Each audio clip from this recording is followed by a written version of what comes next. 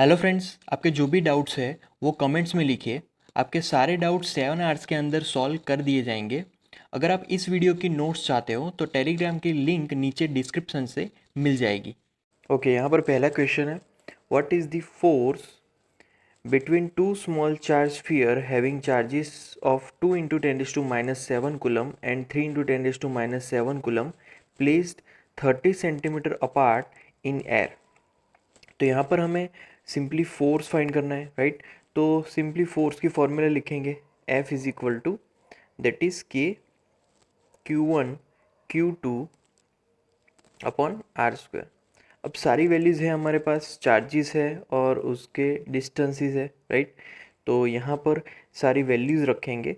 तो फोर्स की फॉर्मूला है F is equal to, right, और वैल्यूज़ तो के इज कॉन्स्टेंट, के की वैल्यू होगी 9 इंटू 10⁹ देन Q1 मतलब कि पहला चार्ज वो है 2 इंटू 10⁻⁷। फिर आता है Q2 दूसरा चार्ज 3 इंटू 10⁻⁷।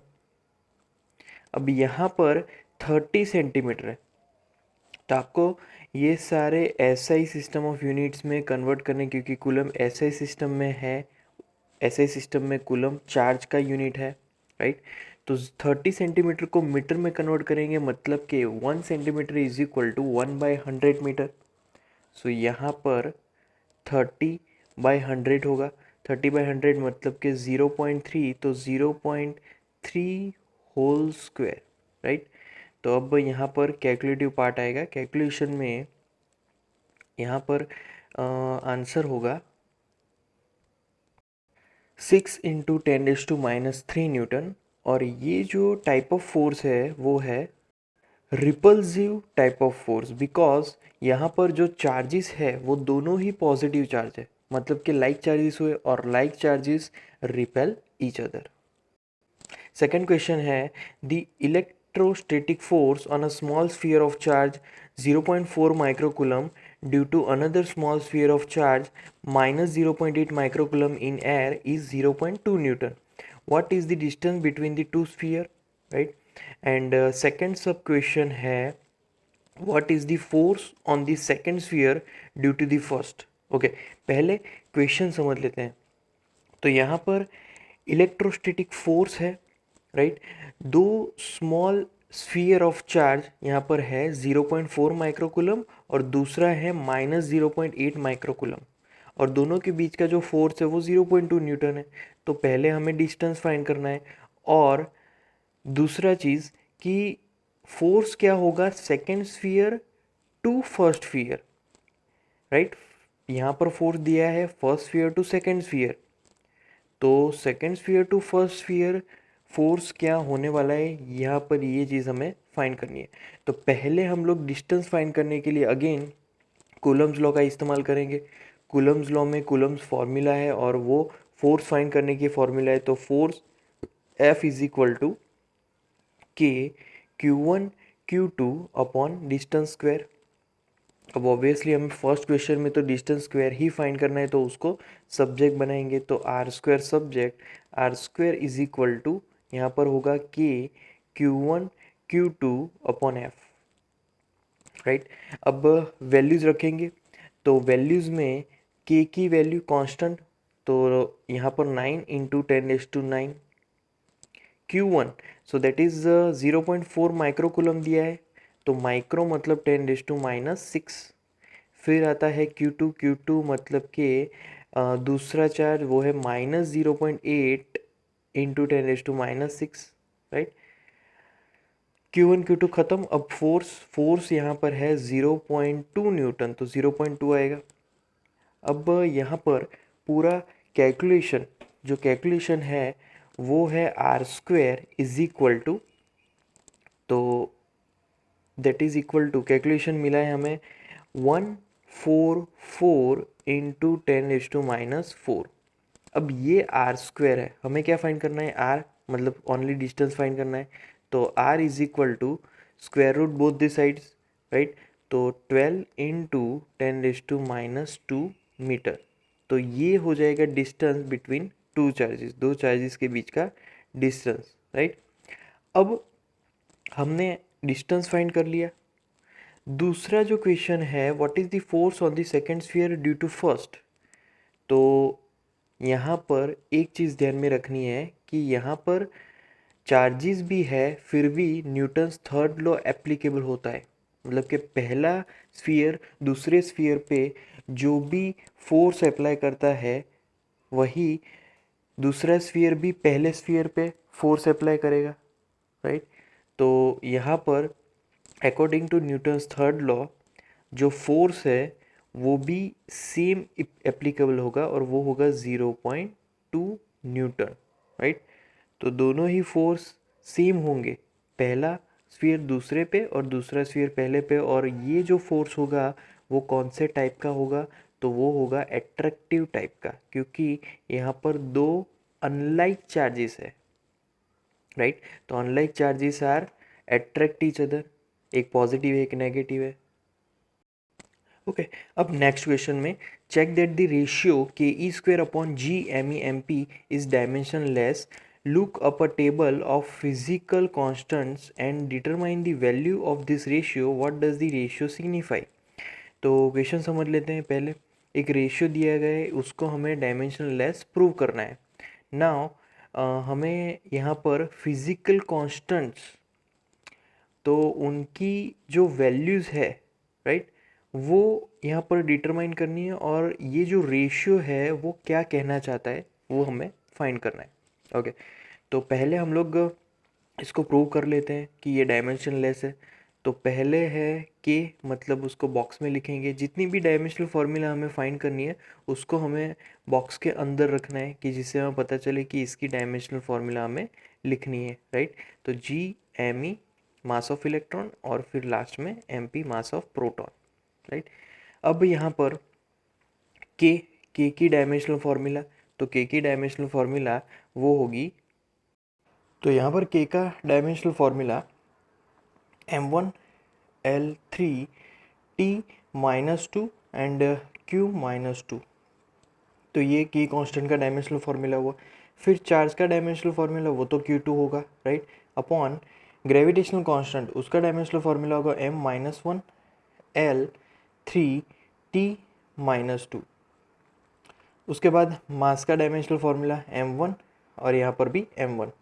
अब यहाँ पर कैलकुलेशन में अगर कैलकुलेट करेंगे तो यहाँ पर m-1 m1 कैंसिल, यहाँ पर m1 m1 कैंसिल, यहाँ पर l3 l3 कैंसिल, t-2 है, यहाँ पर t-2 भी कैंसिल, q-2 q2 कैंसिल। तो सारे डायमेंशन ही कैंसिल हो गए। तो यहाँ पर क्या बचा, m�0, l�0, t�0 and q�0। तो इसका मतलब ये हम लोग बोल सकते हैं कि सारे डायमेंशंस अगर ज़ीरो है तो वो डायमेंशनल लेस क्वांटिटी हो गई, राइट। अब यहाँ पर हम लोग ये जो भी रेशियो है उस रेशियो की वैल्यू फाइंड करेंगे, तो सारी वैल्यूज़ लिखेंगे, राइट। तो यहाँ पर पहले के है, तो के की वैल्यू है वो है फिक्स, दैट इज़ 9 × 10⁹ ओके। उसके बाद E means 1.6 × 10⁻19 whole square, right.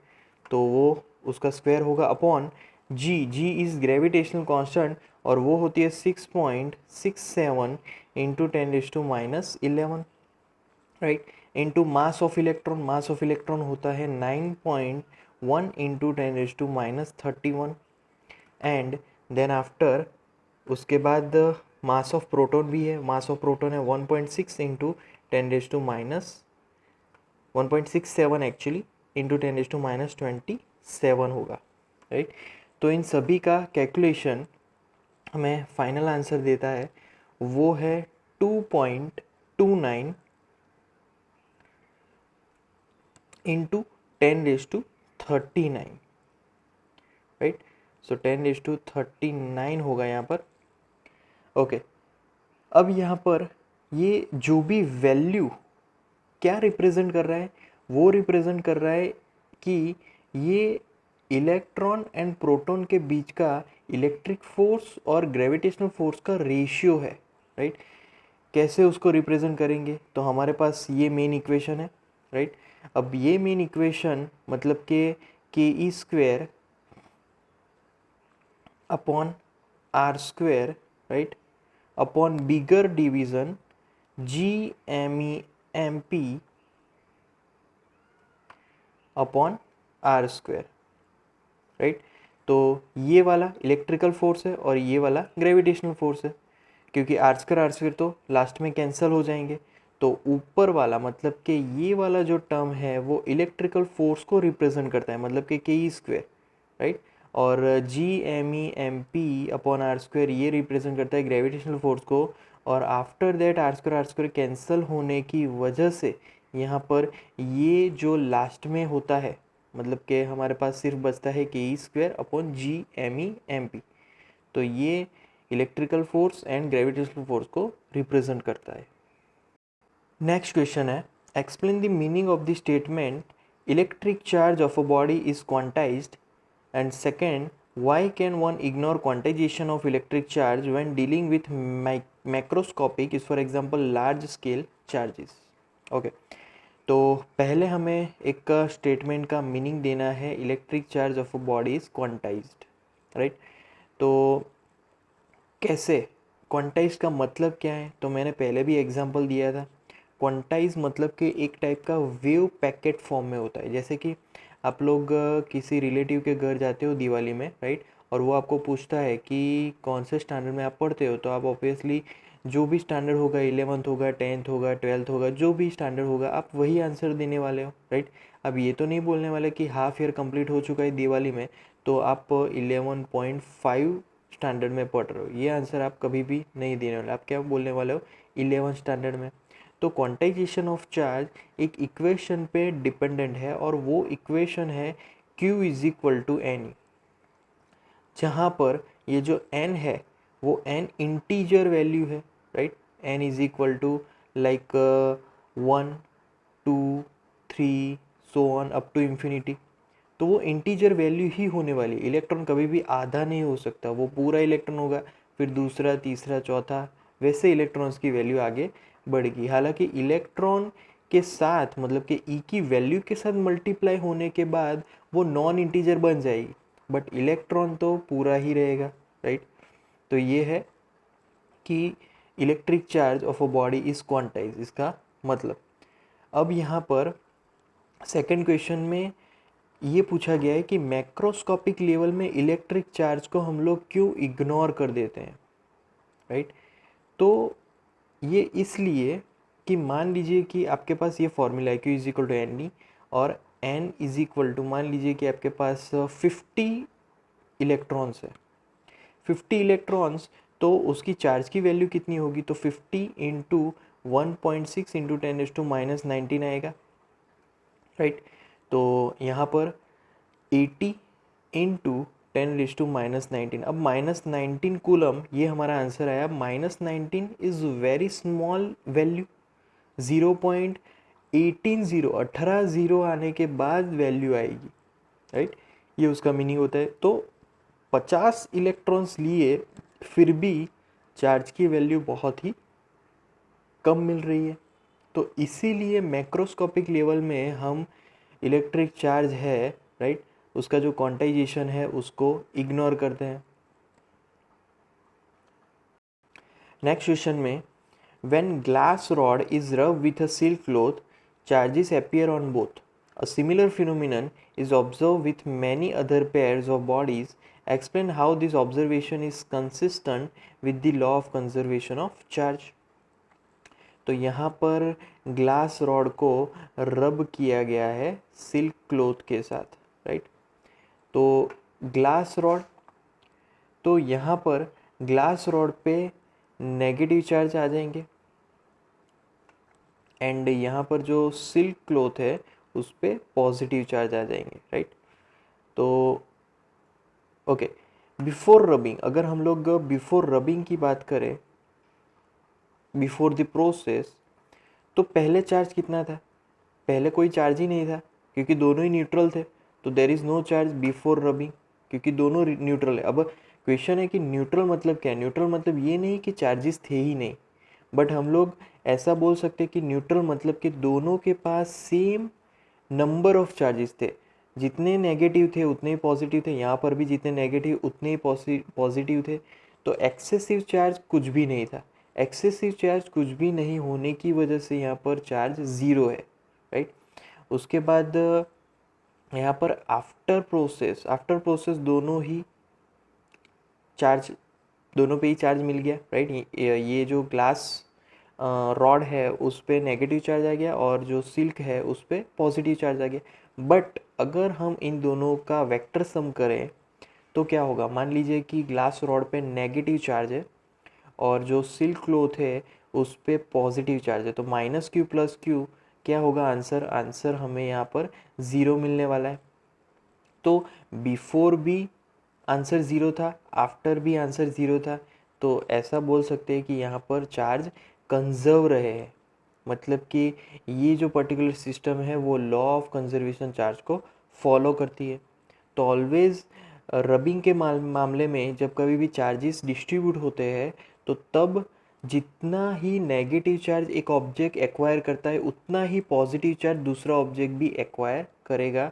Ultimately दोनों के वेक्टर सम ज़ीरो हो जाएंगे। ओके, तो यहाँ पर क्वेश्चन है 4 point charges Q A is equal to 2 microcoulomb, Q B is equal to -5 microcoulomb, Q C is equal to 2 microcoulomb and Q D is equal to -5 microcoulomb are located at the corners of a square ABCD of side 10 centimeter. What is the force on a charge of 1 microcoulomb placed at the center of the sphere, right? तो यहाँ पर पहले तो चार charges दिए जैसे कि यहाँ पर डायग्राम में दिया गया है Q A Q B Q C Q D, चारों ही ए बी सी डी के वर्टाइसिस पे रखे हैं और जो A B C D square है उसका जो साइड है वो 10 सेंटीमीटर है। अब ये जो स्क्वायर है उसके सेंटर पे हमने 1 माइक्रोकुलम चार्ज को रखा है। तो 1 माइक्रोकुलम चार्ज पे फोर्स कितना लग रहा है इन चारों के मामलों में, तो यहाँ पर ये फाइंड करना है। ओके, तो पहले तो फोर्स कैसे लगता है ये देख लेते हैं। जैसे कि ये वाला जो चार्ज है वो 2 माइक्रोकुलम है, राइट। यहाँ पर भी 2 माइक्रोकुलम है, तो दोनों एक दूसरे को रिपेल करेंगे। तो दोनों एक दूसरे पे जो फोर्स लगाएंगे वो रिपल्सिव फोर्स होगा। तो सी की वजह से ए पे इस डायरेक्शन में फोर्स लगेगा और ए की वजह सी पे इस डायरेक्शन में फोर्स लगेगा, दोनों एक दूसरे को रिपेल करेंगे। अब दूसरा फोर्स देखा जाए तो डी और बी, ये -5 माइक्रोकुलम, ये भी -5 माइक्रोकुलम, दोनों ही सेम, अगेन दोनों एक दूसरे को रिपेल करेंगे। तो यहाँ पर डी बी पे रिपल्सिव फोर्स और बी डी पे रिपल्सिव फोर्स, राइट। तो ये रिपल्सिव फोर्स लग रहे हैं ऐसे। अब यहाँ पर हम लोग इसका वेक्टर सम करें अगर, तो पहले तो vector F A plus vector F C, दोनों का ही मैग्नीट्यूड सेम होगा, magnitude same but direction opposite, so यहाँ पर ज़ीरो वेक्टर आंसर आएगा। उसके बाद यहाँ पर बी और डी की बात करें तो vector F B plus vector F D, उन दोनों का वेक्टर सम भी यहाँ पर ज़ीरो आएगा क्योंकि एक दूसरे के ऑपोजिट है, राइट। तो अब हम लोग यहाँ पर वेक्टर एफ ए को सब्जेक्ट बनाए अगर, तो vector F A is equal to minus vector F C and यहाँ पर vector F B is equal to minus vector F D. अब जितने भी फोर्सेस है उन सारे फोर्सेस का यहाँ पर वेक्टर सम करेंगे, तो total force vector F is equal to vector F A plus vector F B plus vector F C plus vector F D, right, सबका वेक्टर सम। बट यहाँ पर एफ ए और F B दोनों ही minus F C and minus F D है, तो minus यहाँ पर स्टार्ट होगा minus F C plus sorry यहाँ पर भी माइनस होगा, minus vector F D plus vector F C plus vector F D, right. तो यहाँ पर सभी के एंटीडोट्स है, तो एंटीडोट्स कैंसिल हो जाएंगे डोट्स के साथ, तो यहाँ पर टोटल जो फोर्स की वैल्यू होगी वो value vector F is equal to zero vector हो जाएगी। सो आंसर इज ज़ीरो, तो सेंटर पे फोर्स ज़ीरो मिलेगा। नेक्स्ट क्वेश्चन में an electrostatic field line is a continuous curve that is a field line cannot have sudden breaks. Why not? Explain why two fields never cross each other at any point. Okay, तो यहाँ पर पहला जो question है उसका answer है कि मान लीजिए कि कोई चार्ज है, उसको कोई इलेक्ट्रिक फील्ड में हम लोग रखते हैं, राइट? तो उस पर जो भी फोर्स लगता है वो फोर्स कंटिन्यूस होगा, राइट? तो जब कभी भी किसी चार्ज Q को हम लोग एक एक्सटर्नल फील्ड में रखेंगे तो उस पर जो फोर्स लगने वाला है वो कंटिन्यूस फोर्स होगा, राइट? तो ये जो भी चार्ज होगा वो कभी भी एक पॉइंट से जंप करके दूसरे पॉइंट पे नहीं जाने वाला, वो कंटिन्यूस डिस्प्लेस होके फिर आगे जाएगा। मान लीजिए कि वो उसी डायरेक्शन में इस पॉइंट पे जाएगा तो वो डिस्प्लेस होके जाएगा, ऐसे जंप करके नहीं जाने वाला, राइट? तो इसका मतलब ये हुआ कि यहाँ पर जो भी इलेक्ट्रिक फील्ड्स है वो कंटिन्यूस है, नहीं कि वो ब्रेक्स के साथ है। अगर ब्रेक्स के साथ होगा तो वहाँ पर इलेक्ट्रॉन जंप करता, जो कोई भी चार्ज होता तो वहाँ पर जंप करता, बट यहाँ पर चार्ज कभी भी जंप नहीं करता है, राइट? और दूसरा जो क्वेश्चन है वो है why two fields never cross each other.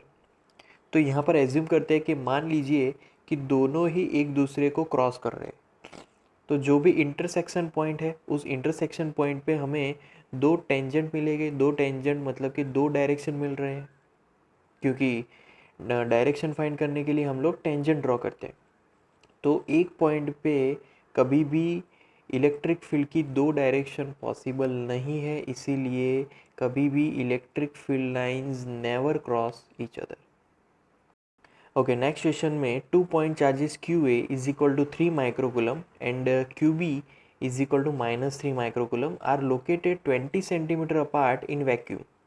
What is the electric field at the midpoint O of the line AB joining the two charges, right?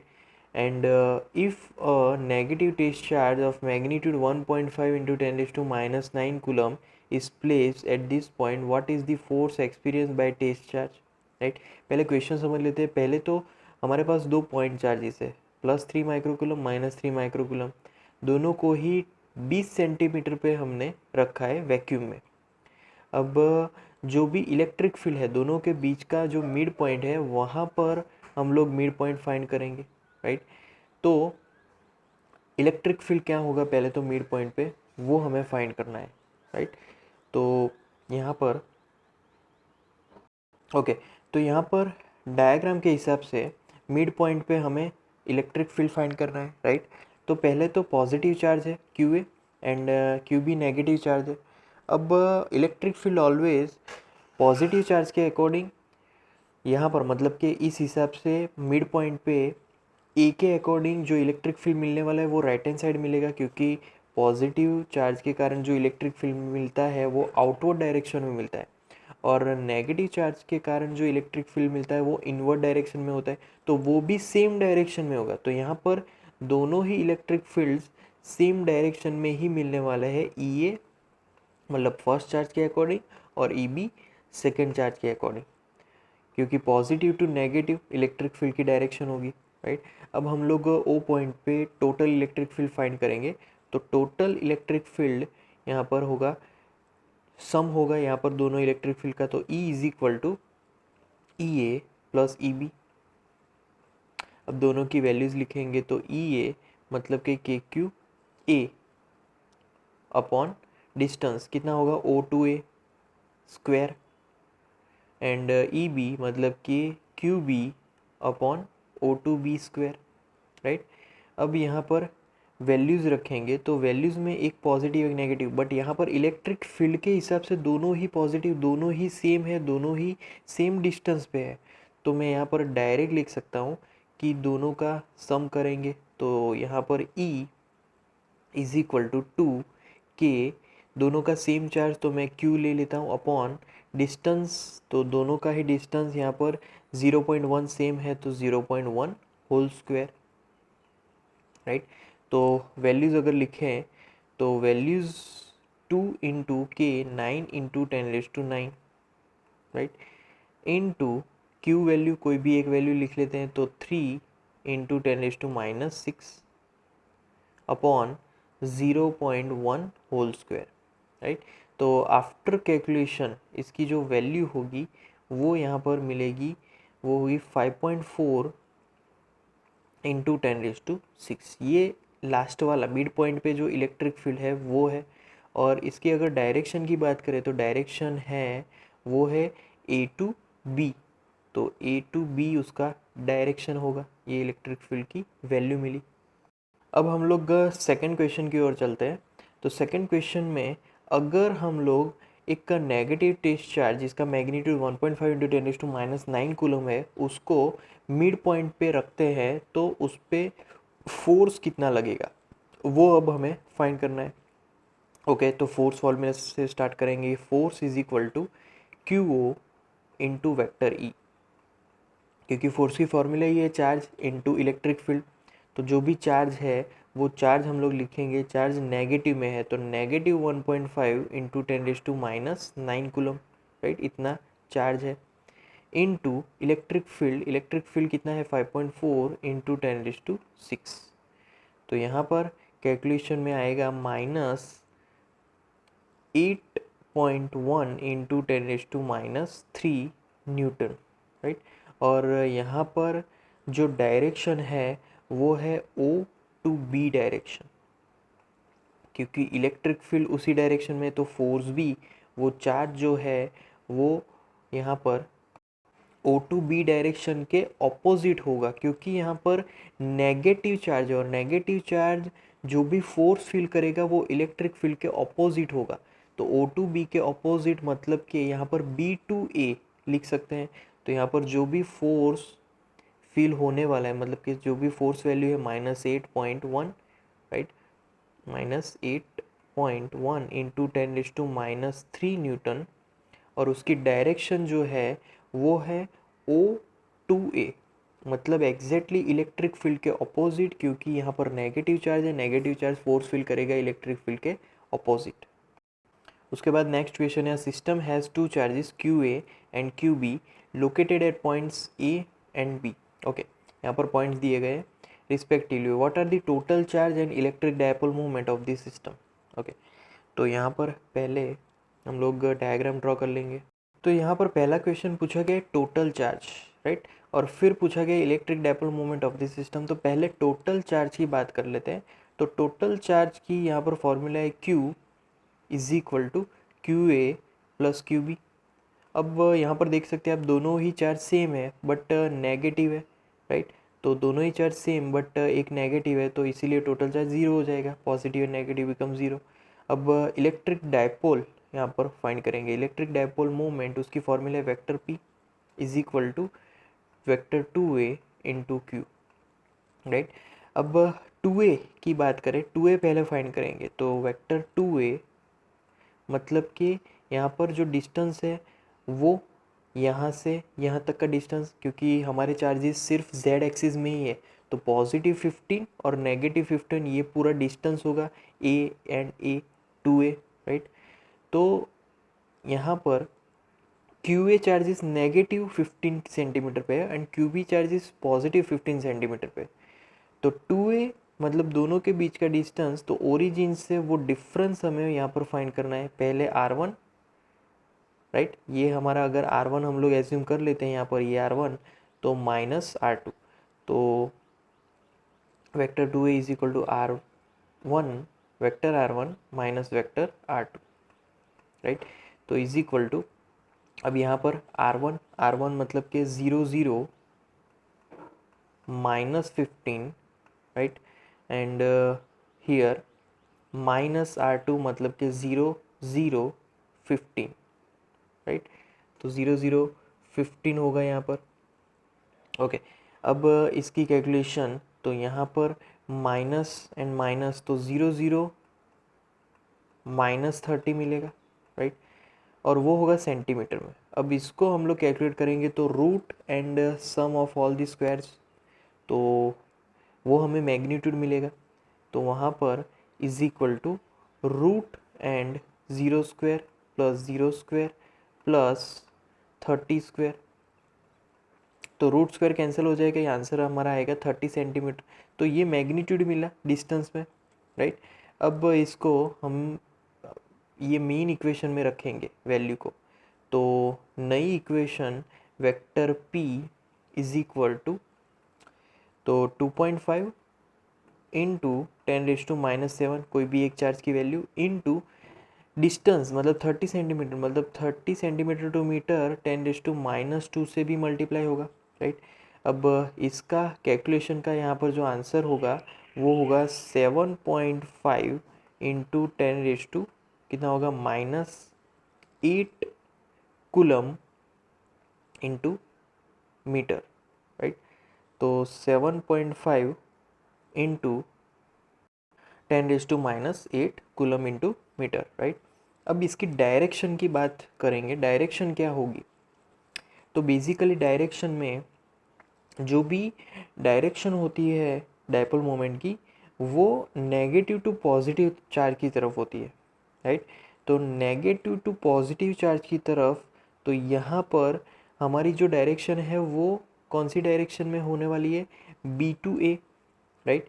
B to A direction, क्योंकि B हमारा negative है तो B to A direction, तो यहाँ पर मैं लिखूँगा B to A direction, वो हमारे डायपोल मोमेंट की डायरेक्शन होगी। B to A डायरेक्शन मतलब कि नेगेटिव Z डायरेक्शन भी हम लोग यहाँ पर लिख सकते हैं। ओके, नेक्स्ट क्वेश्चन में an electric dipole with dipole moment 4 into 10⁻⁹ coulomb meter is aligned at 30 degree with the direction of a uniform electric field of magnitude 5 into 10⁴ Newton coulomb inverse. Calculate the magnitude of the torque acting on the dipole. Okay, तो यहाँ पर पहले question समझ लेते हैं। एक electric dipole दिया गया है, राइट। वो इलेक्ट्रिक डायपोल मोमेंट की वैल्यू कितनी है, 4 इंटू 10⁻⁹ कूलम इंटू मीटर, और उसको हमने 30 डिग्री पे रखा है। किससे 30 डिग्री पे, तो एक इलेक्ट्रिक फील्ड के डायरेक्शन से 30 डिग्री एंगल पे रखा है। तो यहाँ पर पहले हमें टॉर्क फाइंड करना है, राइट। तो पहले टॉर्क की फॉर्मूला कौन सी होगी इसके अकॉर्डिंग, तो सिंपली टॉर्क हमने फॉर्मूला लिखी थी PE sin थीटा। P मतलब इलेक्ट्रिक डायपोल मोमेंट, E मतलब इलेक्ट्रिक फील्ड। तो यहाँ पर हम लोग डायरेक्ट वैल्यूज़ लिख सकते हैं P, राइट। तो पहले P की वैल्यू रखेंगे, P की वैल्यू 4 इंटू 10⁻⁹। फिर इलेक्ट्रिक फील्ड की वैल्यू वो है 5 इंटू 10⁴। फिर आता है साइन थीटा साइन 30, राइट। उसके बाद यहाँ पर जो कैलकुलेशन है 5 4 ज़ा 10, 10/2 10 और 20/2 10। तो यहाँ पर 20 इंटू 10⁻⁵, राइट, इंटू साइन 30 1/2, तो 20/2, राइट। 20/2 मतलब 10 इंटू 10⁻⁵, मतलब कि यहाँ पर 10⁻⁴ मिलेगा। तो उसका जो यूनिट होगा वो होगा न्यूटन इंटू मीटर। तो ये हमें मिला टॉर्क की वैल्यू। ओके, अब नेक्स्ट क्वेश्चन में, polythene piece rub with wool is found to have a negative charge of 3 into 10⁻⁷ coulomb. Estimate the number of electrons transfer from which to which. Okay, and second question, is there a transfer of mass from wool to polythene. तो पहले question को समझ लेते हैं। एक polythene piece को लिया, उसको वूल के साथ हमने रब किया, राइट। तो तब वहाँ पर नेगेटिव चार्ज मिलता है। तो यहाँ पर हमें एस्टिमेट करना है कि कितने इलेक्ट्रॉन ट्रांसफ़र हुए, और दूसरे क्वेश्चन में हमें ये फाइंड करना है कि कितना मास ट्रांसफ़र हुआ, राइट। तो पहले हम लोग नंबर ऑफ़ इलेक्ट्रॉन्स देख लेते हैं। तो उसके लिए फॉर्मूला है Q is equal to NE, right. Now N हमें फाइंड करना है, तो N को सब्जेक्ट बनाएंगे, तो N इज इक्वल टू क्या होगा, Q/E।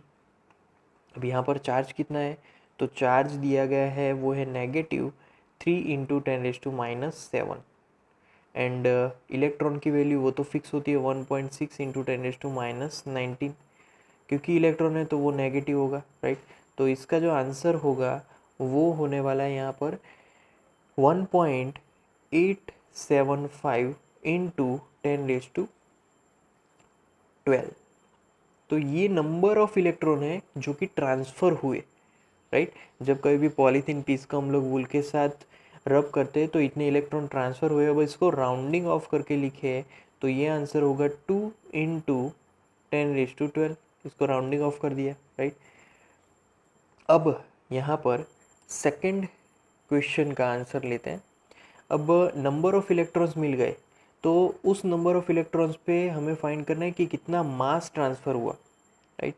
तो यहाँ पर टोटल मास हम लोग फाइंड करेंगे। तो टोटल मास की फॉर्मूला है m is equal to number of electrons into mass of one electron only, right. तो is equal to number of electrons है 2 इंटू 10⁻12। मास ऑफ इलेक्ट्रॉन, तो मास ऑफ इलेक्ट्रॉन कितना है, वो है 9.1 इंटू 10⁻31, राइट। तो यहाँ पर कैलकुलेशन हमें मिलने वाला है वो है लगभग 17.0625 इंटू 10⁻19। इसके अराउंड हमें आंसर मिलने वाला है। अब इसको हम फिर से राउंडिंग ऑफ अगर करें तो इज इक्वल टू आंसर मिलेगा लगभग 2 इंटू 10⁻18 kg। तो ये राउंडिंग ऑफ हुआ मास है। तो इतना मास ट्रांसफ़र होगा इलेक्ट्रॉन्स की वजह से, क्योंकि इलेक्ट्रॉन्स खुद पे ही इतना मास ले जा रहे हैं। नेक्स्ट क्वेश्चन है, two insulated charge copper spheres A and B have their centres separated by a distance of 50 centimetre. What is the mutual force of electrostatic repulsion if the charge on each is 6.5 into 10 raised to minus 7 coulomb? The radii of A and B are negligible compared to the distance of separation. What is the force of repulsion if each sphere is charged double the above amount and the distance between them is half? Okay, पहले question समझ लेते हैं। यहाँ पर copper के दो अलग अलग स्फीयर लिए हैं ए एंड बी। उनके सेंटर्स को हमने सेपरेट किया हुआ है 50 सेंटीमीटर से। अब दोनों पे कितना म्यूचुअल फोर्स है, राइट। अगर दोनों का चार्ज ये है, the radius of A and B are negligible, okay. फिर हमें फाइंड करना है कि repulsion, right, force of repulsion अगर कितना है कि दोनों ही स्फीयर पे चार्ज डबल किया जाए एंड डिस्टेंस हाफ कर दिया जाए। ये चीज़ हमें फाइंड करनी है। तो पहले हम लोग स्टार्ट करेंगे फोर्स की फॉर्मूला से। फोर्स की फॉर्मूला है F इज इक्वल टू के, दोनों पे ही चार्ज सेम है तो Q square upon distance square. अब यहाँ पर वैल्यूज़ रखेंगे तो पहले के की वैल्यू है 9 इंटू 10⁻9, राइट, इंटू चार्ज। तो चार्ज कितना है 6.5 इंटू 10⁻⁻7 और उसका स्क्वायर, क्योंकि दोनों चार्ज मल्टीप्लाई हो गए, अपॉन डिस्टेंस। डिस्टेंस यहाँ पर दिया गया है 50 सेंटीमीटर, उसको मीटर में कन्वर्ट करेंगे तो 50 अपॉन 100 0.5 मिलेगा। तो 0.5 whole square is equal to, तो आफ्टर कैलकुलेशन यहाँ पर हमें आंसर मिलने वाला है वो है 1.521 इंटू 10⁻⁻2 न्यूटन। तो ये है फोर्स दोनों चार्ज के बीच।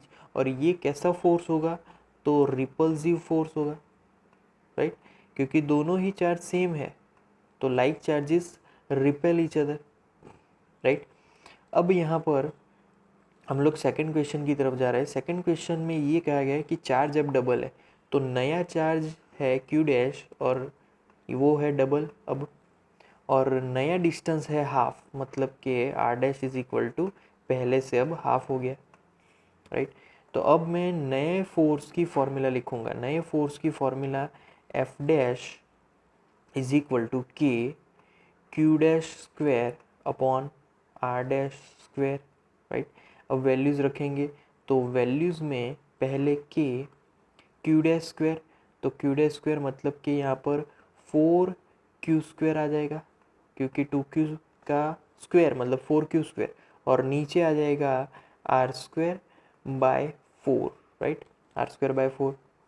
अब ये 4 डिनोमिनेटर टू डिनोमिनेटर है, वो न्यूमरेटर में जाएगा, तो इज इक्वल टू इसका अब कैलकुलेशन होगा 16 के Q square upon are square. अब यहाँ पर ये जो फॉर्मूला है कि Q square upon are square, ये और कुछ नहीं एफ है, और F की वैल्यू हम लोग यहाँ पर फाइंड कर चुके हैं। तो 16 इंटू हम लोग वो वैल्यू लिख सकते हैं, तो is equal to 16 into 1.521 right into 10⁻⁻², right. तो यहाँ पर इसकी वैल्यू हम लोग लिखेंगे अभी, दोनों का मल्टीप्लिकेशन। तो इस बॉक्स में मैं यहाँ पर उसकी वैल्यू लिखने वाला हूँ, और वो वैल्यू होगी F dash is equal to 0.24 newton. तो ये फोर्स होगा जब कभी भी दोनों डबल होंगे, मतलब चार्ज डबल हो जाएगा और यहाँ पर रेडियस हाफ हो जाएगा, तब नया फोर्स 0.24 न्यूटन मिलेगा। ओके, नेक्स्ट क्वेश्चन में suppose the spheres A and B in exercise 1.12 have identical sizes. A third sphere of the same size but uncharged is brought in contact with the first, then brought in contact with the second, and finally removed from both. What is the new force of repulsion between A and B? तो question को समझते समझते हम लोग यहाँ पर diagram draw कर लेते हैं। तो पहला स्फीयर है A, राइट। अब ए पे चार्ज है Q। दूसरा स्फीयर है C। अब उसको A को हम लोग C के साथ कांटेक्ट में लाते हैं, राइट। C पे तो कोई भी चार्ज नहीं है, ज़ीरो चार्ज है। तो दोनों को अगर हम लोग एक दूसरे से कांटेक्ट करवाएं तो वहाँ पर नए चार्ज होंगे, वो हाफ हाफ हो जाएंगे क्योंकि दोनों ही स्फीयर आइडेंटिकल है। तो अब A और C पे हाफ हाफ चार्ज हो गए, राइट। तो ये है हमारा नया A और ये है हमारा नया C। ओके, तो ये नए चार्ज है। अब आगे चलते हैं। अब यहाँ पर हमारे पास है B और C। तो B पे जो चार्ज है वो है Q, राइट। पहले सेम चार्ज थे A और B पे, तो यहाँ पर Q है। अब C पे नया चार्ज कितना हुआ, तो वो Q/2 हुआ A की वजह से, राइट। तो B और C पे जो नए चार्जेस आने वाले हैं वो दोनों के सम बाय 2 कर देंगे। ऑलवेज हम लोग चार्ज डिस्ट्रीब्यूशन में यही करते हैं। तो B पे 3Q/4 आ जाएगा एंड C पे भी 3Q/4 आ जाएगा, राइट। दोनों पे ही सेम चार्जेस। अब हम लोग A और B दोनों को जोड़ेंगे। तो A और B, अब A पे नया चार्ज है Q/2, बट B पे नया चार्ज है वो है 3Q/4, और दोनों को ही हमने R डिस्टेंस पे रखा है, राइट। डिस्टेंस दोनों के बीच का R है। अब यहाँ पर हम लोग चार्ज कैलकुलेशन करेंगे। तो पहले QA पे नया चार्ज है, मतलब Q/2। Q कितना है, तो Q था 6.5 इंटू 10⁻⁻7। तो 6.5 इंटू 10⁻⁻7 को हाफ करेंगे तो आंसर मिलेगा 3.25 इंटू 10⁻⁻7 कूलम, राइट। और अब B पे चार्ज लिखेंगे तो QB इज इक्वल टू, यहाँ पर फॉर्मूला होगी 3Q/4, राइट। तो कैलकुलेशन के बाद यहाँ पर आंसर मिलेगा 4.875 इंटू 10⁻⁻7 कूलम। तो यहाँ पर Q की वैल्यू क्या है, जो आगे वाले सम में थी 6.5 इंटू 10⁻⁻7, बस सिर्फ वही रखनी है और कैलकुलेट करना है। अब हम लोग फोर्स फाइंड करेंगे। इक्वेशन पहले रखेंगे, F is equal to, force की फॉर्मूला होगी कि QA नए charges QB upon distance square. तो वैल्यूज़ हमारे पास है, ये है QA, QB, K की वैल्यू 9 इंटू 10⁻⁹, और R की वैल्यू स्पेसिफाई 50 सेंटीमीटर थी लास्ट टाइम, तो यहाँ पर 50 सेंटीमीटर ही लेंगे। 50 सेंटीमीटर टू मीटर 0.5 होगा।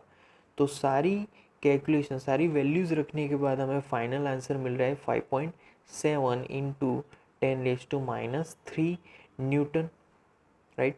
तो यहाँ पर हम लोग फोर्स की वैल्यू लिख सकते हैं, F is equal to 5.7 milli newton, right. So this is our final answer.